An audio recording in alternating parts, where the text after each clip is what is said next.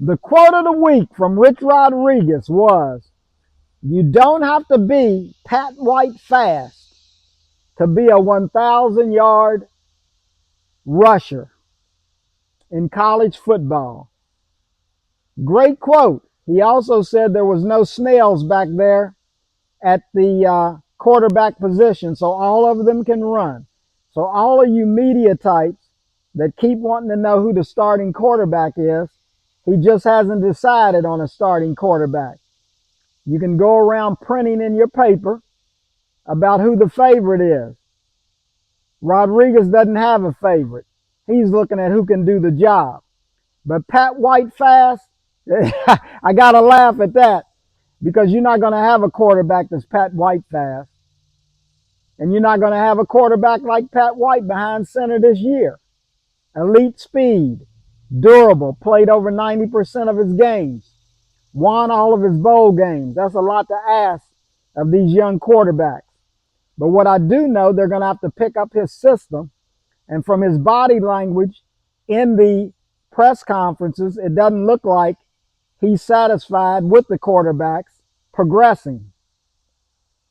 So we'll just have to see how that dialogue goes to see who's going to progress and make the right decisions when they step behind the quarterback, when they step into that quarterback position. But right now, the media doesn't know, you don't know, and Coach Rodriguez doesn't know. So evaluations will continue on at the QB1 position. And let me tell you a little secret.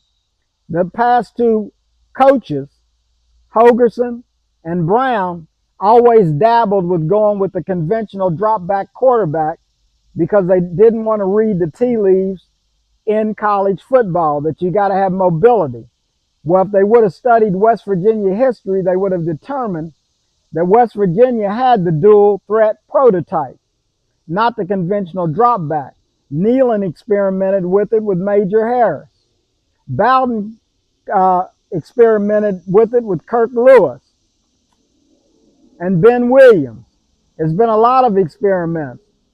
But Dagey, under Brown, was a statue back there. That's what he was. He was an immobile quarterback. But Coach Brown didn't believe in the dual threat prototype. And some of those media types don't believe in the dual threat prototype. They think you either got to be a runner or a passer. Duh. You can do both. And you can do both well. That's what this is about. Dual threat prototype. That's what's got to be in Coach Rodriguez's offense. It's not coming in with the fancy air raid. Where did the air raid get WVU football? You had people touting the air raid points on the board, but they couldn't coach three sides of the ball: offense, defense, and special teams.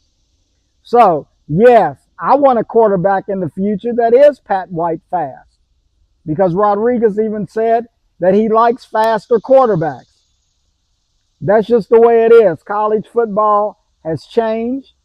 It's time to be adept at adapting and quit trying to feel around to put your favorite at quarterback. It's not going to happen. You got to be evaluated with the other quarterbacks. And he's satisfied with each of those quarterbacks' mobility.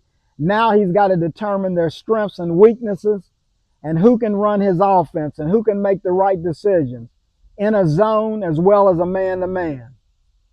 So he's laying it all out there. He's not going to tell you who the quarterback is. You can wait with bated breath after this scrimmage, and he's probably still not going to tell you that.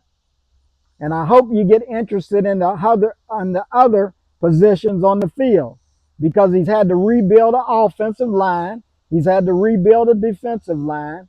He has to put together a doggone secondary. So what more do you want?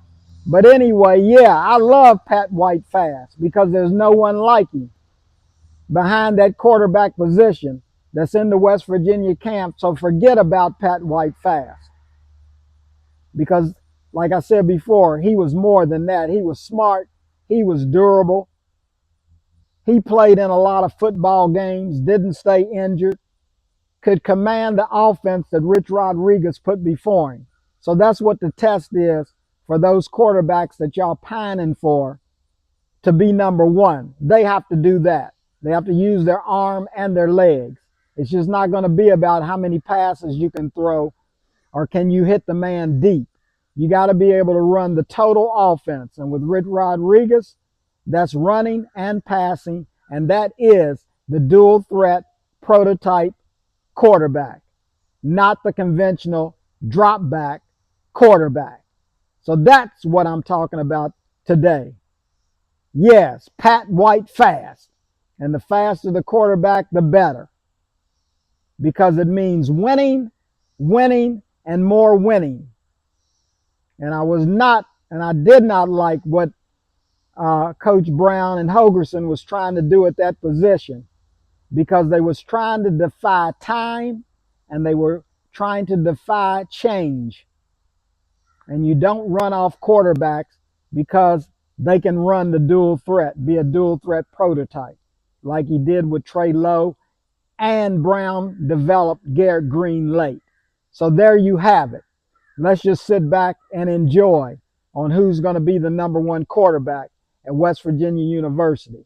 This is C. Ivan Franklin at Be Frank for Real on YouTube. One minority voice, one view. And there you have it on the quarterback position at West Virginia. It's all about evaluation, installing the offense, and developing a two-deep roster. That's it.